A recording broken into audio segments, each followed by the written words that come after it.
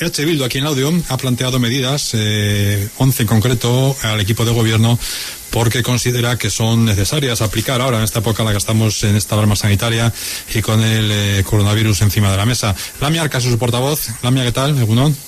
Hola, Egunon. Bueno, Lamia, son 11 cuestiones que planteáis en temas diversos, ¿no? Sí, también hace referencia al tema de las personas que sufren violencia machista, por una parte, y por otra, a las personas trabajadoras que trabajan en el hogar, gente que hace labores, en este caso, sociales también, servicios sociales. De eso también habláis, ¿no?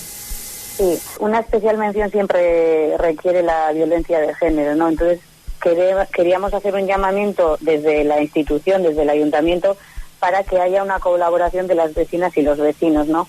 Si hay un agresor entre nosotros, en nuestras comunidades de vecinos, que sepa que tenemos todos los sentidos agudizados y que no vamos a tener ningún reparo en denunciar lo que otras tal vez no se atrevan o no puedan hacer.